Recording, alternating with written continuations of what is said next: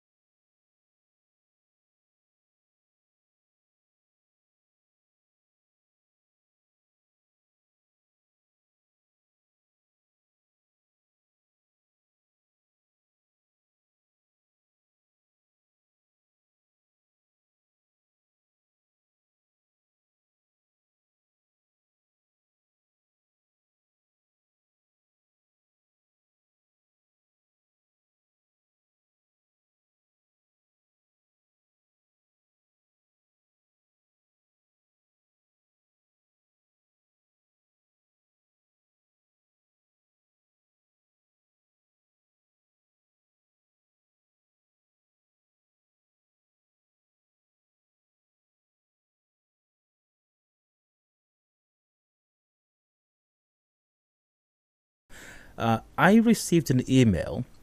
I think it was about a day ago. I think it was a day ago. I think it may have been yesterday or so that I got an email, and it's a complaint, of a certain important matter, and I'd like to read that email out right now as part of today's side comments. It's not too long. Greetings, Sir Dial. My name is, well, I'll leave the name out. I'm a huge fan of yours. Please keep up the good work you're doing. Thank you. Please, sir, my neighborhood has a problem with PHED. Transformer behind Diamond International School adjacent AIM Plaza, Rusi Obiakpo LGA, River State, Nigeria. On June 11th, 2022, PHED Choba branch staff came with soldiers and policemen. According to them, two boys attacked a staff of theirs at a compound where they went to disconnect. All those using the said transformer have been in darkness since then. I reached out to PHED and lodged the complaint. They informed me that they reached the person in charge of Choba branch. The Choba branch manager said, according to them, that the only condition to reconnect us is for us to apprehend and bring him the two culprits who happen to be Rumosi indigents. This is a tall order, given that we're neither the police nor DSS. Now, this to me is an outrage because hundreds of innocent customers are suffering for nothing that they were involved in. Please verify this information and use your good office to help us. Now, we've been suffering a whole lot since this victimization. Cheers. Signed, the person who sent me this email. So, now, here is calling on the PHED management to investigate this matter, because if this is true, it makes absolutely no sense at all. It is not right, if it's true that is, it is not right that anybody assaults PHED staff or the staff of any company for that matter, whether private or publicly owned. Assaulting people is a no-no. And the people who assaulted this PHED staff allegedly should be brought to book. However, it is not and cannot be the responsibility of other customers of PHED who did not take part in the commission of this alleged crime to be responsible for bringing those persons to justice. If PHED Choba branch or PHED worldwide is convinced that these persons need to be brought to book, they can lodge a formal complaint with the police and then find a way to get those persons apprehended, and not victimize other customers of PHED because some persons may have received blows on their left eye. And by the way, receiving a blow on your left eye is wrong. It's absolutely wrong. It should not happen. But people should not be put in darkness such that even if they open both their left and right eyes, they can see nothing just because some two PHED staff may have received blows on their left eye. And I'm not trying to trivialize this matter, by the way. But really, it is ridiculous. If, of course, this is how the situation has transpired. It's absolutely ridiculous. So I hope the PHED management will investigate this matter. And if it happens to be so, I hope that this transformer is mobilized again. And I hope that the customers, continue to receive service as they should, whilst the perpetrators of this alleged crime fished out by the authorities and dealt with in accordance with the law. And why PhD Chuba manager, I would say that they should be brought to him. I don't understand. Even if somebody can apprehend them right now, why should they be brought to him? They should be taken to the police. He's not the police, you know. He's not any authority. If that's what happened, by the way, he's not any authority. But I trust that PhD are listening, or their staff are listening. I trust that they have a responsible management and a responsible team, and they would feel embarrassed hearing of a sin such as this, and they will do the utmost to ensure that the proper sins are done and any wrongdoing is corrected with immediate effect. I do trust that is what is going to happen. And PhD, of course, are very welcome at any time to reach out and clear the air on this matter, assuming there has been some misrepresentation or misconception as far as this matter is concerned.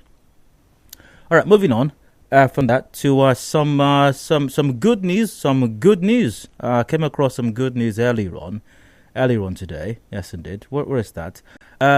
Rivers United were crowned Nigerian League champions on Sunday after closest at United to give side an unquestionable United a place in the first major honour tonight, Dolphins and Sharks in 2016. Congratulations to the entire team, staff, and management of Rivers United FC. I'm sure that the lads are absolutely ecstatic and excited about this. I'm sure the fans are delighted as well, and especially the official fan club, members of the official fan club of the team. I'm sure they are extremely delighted about this. Yeah, and congratulations everyone. Yeah, and to the manager as well, Stanley Eguma. He's been with the club for quite some time right now, I believe. Congratulations to him. It's no mean feat, staring aside, to becoming champions of the NPFL. That's really credible. And also, congratulations to the River State government as well for keeping faith with Stanley Eguma. The River State governor, I'm sure, must be delighted about this as well. The River State government has invested a lot in the team over the years. Remember sending them to Spain some years ago for a pre-season tour, even though after that pre-season tour, that season was a horrendous.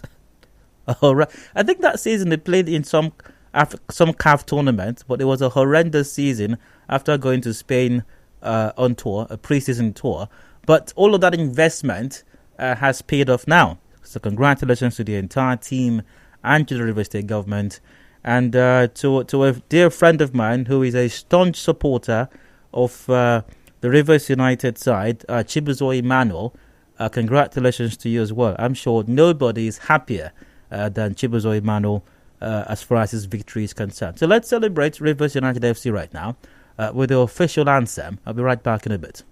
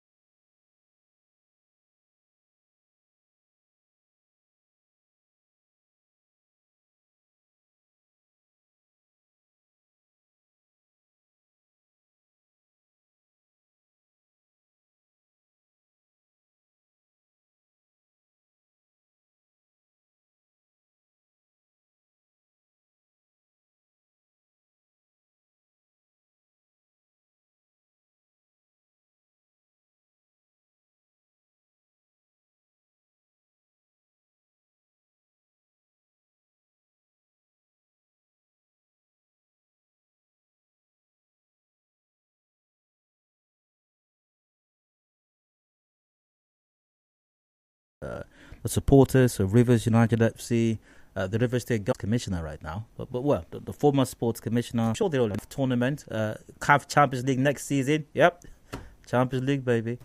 Wish them all the very best, and let's bring the trophy home, guys. Let's bring the trophy home next season. Talking about the CAF Champions League, make us proud over there as well. And I hope that efforts are being made by the management of the club to ensure that we can have more fans at the stadium next season, cheering the lads on in the local league, in the Premier League, and the CAF Champions League as well. Let's make effort to ensure that happens. Let's pimp up the stadium. Let's whatever we can, okay, to bring the fans, take the fans to the stadium to support the guys. I wish them the very best as they wrap up the season, and more importantly, even next season as well. But maybe no Spain pre-season tour. Last time that happened, it kind of ended in tears. But anyways, whatever can be done to encourage the lads. Maybe not Spain this time around. Maybe Italy. I don't know. Maybe Italy. Anyways, wish them the very best. Or England. Maybe could take them. Take them to the Emirates. I don't know. That might work. All right. So that's it for today's side comment. I'll go for a break. But before then, I got a comment here via WhatsApp. Hi, my business is affected by this unfair treatment by PhD on the part of Rimouski residents. I run frozen chicken and fish business.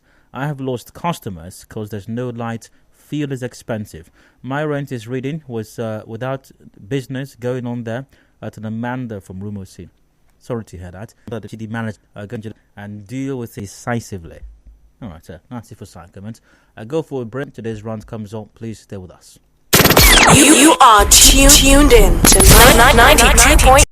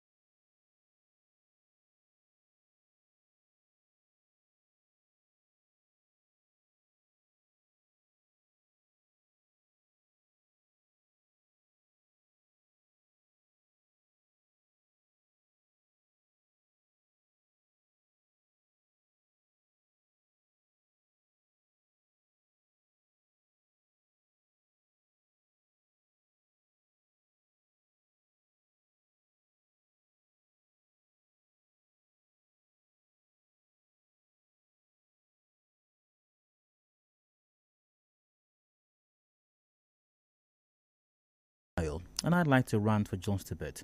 There's something in my mind. I'll be expressing some thoughts on it, and you're very welcome to express your thoughts and mine all the way till 4 p.m. Like Nigeria appears to be one of the if there are any other such countries, Nigeria must be one of the very few countries in the world. I don't know if there are other such countries, but if there are, there must be very few, maybe a handful. And Nigeria appears to be one of those handful of countries. When I was a child, literally, I didn't see the new version, and I don't think I will anyway. But I remember that there was a story of a young boy who was deprived, somehow hooked up with a rich kid, and they got into armed robbery and stuff like that, you know. And then there were several other Nollywood depictions of people who, because of their condition in life, kind of fell into the wrong path and may have engaged in crime, but because they probably have a good heart, they somehow found a way to do the right thing while they were committing the act of crime, and they were saved somehow. Somehow they were saved. So maybe our leaders have watched too many Nollywood movies, and that's why they tend to think that criminals are reasonable people. And maybe it was just because their father didn't hug them well. Do you have leaders who think that way? But Nigeria appears to be one of such countries. Well, how else do you explain a scenario like this? It's to endeavor to negotiate with bandits in the interest of promoting peace. Yeah. Now, the Zamfara State Governor made this comment February 11, 2021. Let's take a listen to what he said much later on. This was September 16, 2021. So between February and September last year, did the governor's opinion change? Oh, yes, it did, by the way. It did. The same cable has this story. Matawale We backed out of dialogue with bandits because they deceived us. Oh, really? Well, that's shocking. That's really shocking. Who could have guessed that bandits shocking? That's really shocking. Who could have guessed that bandits are deceptive people? Who could have guessed that criminally minded people would not keep their words? But here's the story. Bello Matawale, governor of Zamfara, says the state reversed the decision to dialogue with bandits because the government was deceived. Matawale had previously said dialogue is the best option to tackle banditry in the country. He had also asked his colleagues to endeavor to negotiate with bandits in the interest of promoting peace. But while attending a Jumat service on September 10, the governor said the state would no longer offer amnesty to repentant bandits. He said, and I quote, "They have deceived us. Some of them did not follow what we agreed with them. We thought it was something we could continue with them, but we later realized that they had deceived us, so we had to back out of it and decide to fight them to a logical conclusion."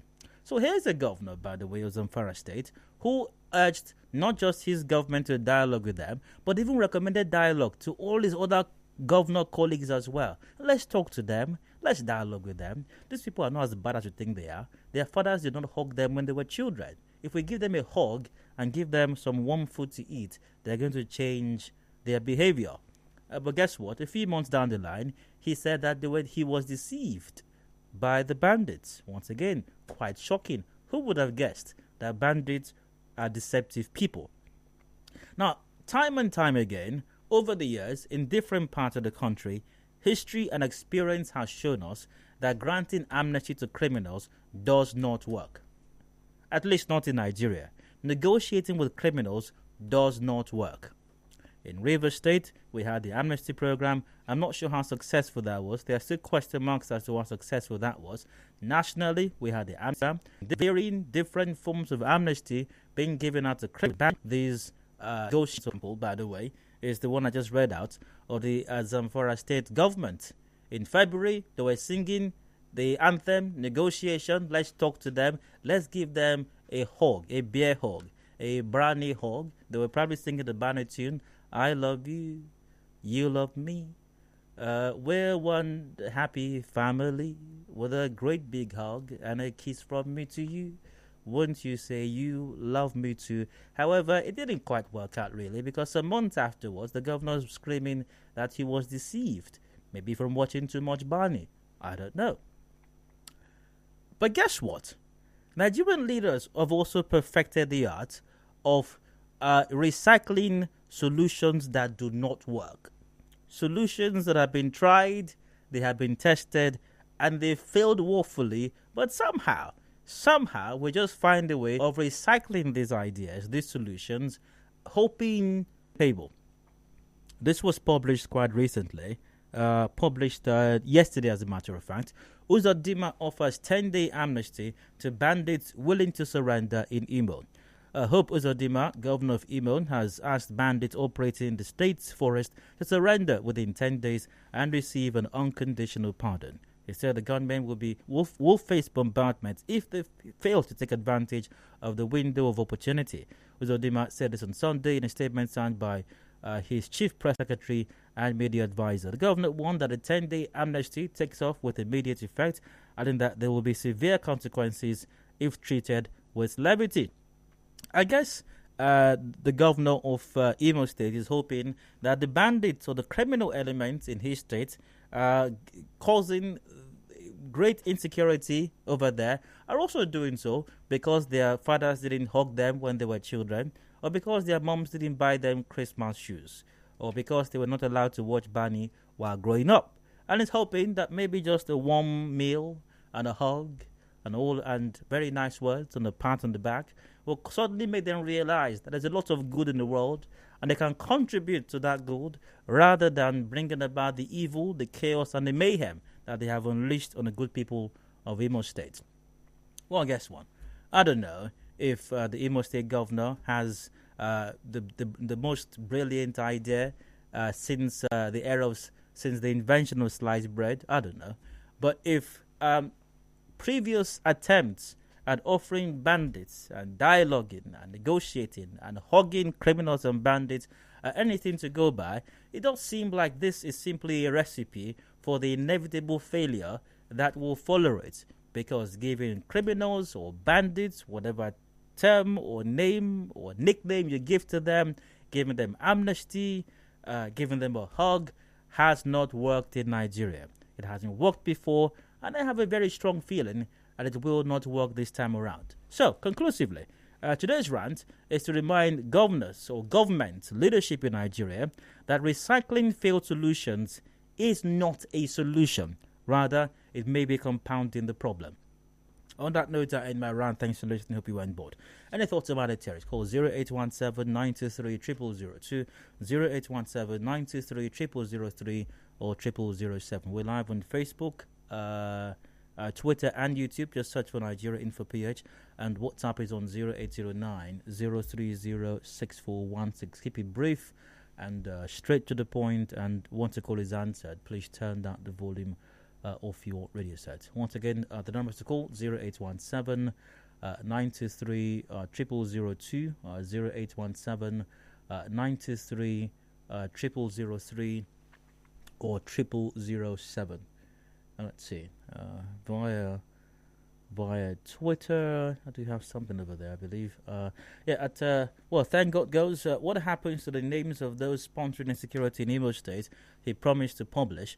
Or has he forgotten that he made such promise to the people of Imo State? I don't know. Maybe he will publish the names after the amnesty period has expired. Possibly. I have no idea. I've got a call coming in right now. I've got what do I have here? Okay, I've got a Matthew on the line. Hello, Matthew. You're welcome. Please go on. Hello? Matthew, you're welcome. Go ahead. Yeah, I'm Matthew. Matthew, you're welcome. Go ahead. Yeah, I'm calling from Port. Yeah, my aunt go to the PhD. Matthew, Hello? we're not discussing the PhD matter right now. That was just part of my side comments. I'm taking contributions only on the rant, on my rant rather, which I delivered barely a minute or so ago, by the way. Just about a minute ago. Once again, 0817-923-0002, 0817-923-0003, or 0817-923-0007. Live on Twitter at NigeriaInfoPH, live on Facebook.com/NigeriaInfoPH. We're also live on YouTube as well. Just search for NigeriaInfoPH. And WhatsApp is on 0809 030 6416. So once again, recycling failed solutions is not a solution in itself, you know. And why can't we just think up new things? Why can't we be innovative, you know, in problem solving? And the irony is that is the number one responsibility of leadership, to solve problems, not to occupy office, not to have name tag or designation displayed nicely on the table, not to have notepad or sticky notes displayed on a whiteboard. No. It is to solve problems. That's why you're there. But somehow we have a knack for recycling solutions that just don't work. It's been tried before, it's been tested before severally, and it failed woefully. So why would anyone be talking about amnesty again for criminals in Nigeria? It hasn't worked, in my estimation, and I have a strong doubt that it will work again at any time, whether in the near or distant future. Via Twitter at Ike02802, good to die. One of the surest ways to predict the future is by studying the past. A definition of insanity is doing the same thing over and over and expecting different results. Put these two quotes together and you see why Nigerian leaders are unintelligent and absurd. All right. What do you make of this? Let's go over to Let's go over to WhatsApp right now. I've got Melody here via WhatsApp. Nobody will take Uzodimma serious because he has boasted twice that he knows the bandits and will publish their names. Which do we believe now? Also via WhatsApp. Good evening, Di. Honestly, I do not really know where they learned about amnesty from. The police recently have been singing about how they are following global best practice, but unfortunately, amnesty is hardly ever practiced outside Nigeria, not even in America, not even in American FBI movies at MO. All right. My worry is that while they are doing this guesswork, lives are being lost. Well, that's a very valid point. I failed to mention that during my rant, actually. So what if during these 10 days that His Excellency has given the bandits in Imo State, what if they kill 52 people during these 10 days? Amnesty. What happens? Is the amnesty still on during the, and what if after killing 52 people, they kidnap 174 and demand a ransom of 150 million naira? Will the amnesty still be on then? Because a lot can happen in 10 days. If you know where they are, why not just swoop in on them and bombard them as has been threatened? Why giving them 10 days to organize themselves and do, I don't know what it is they might be planning to do. But I've got a commercial break coming up right now. I'll return in a bit to take your contributions still to my rants. We'll be right back in a bit. You no longer have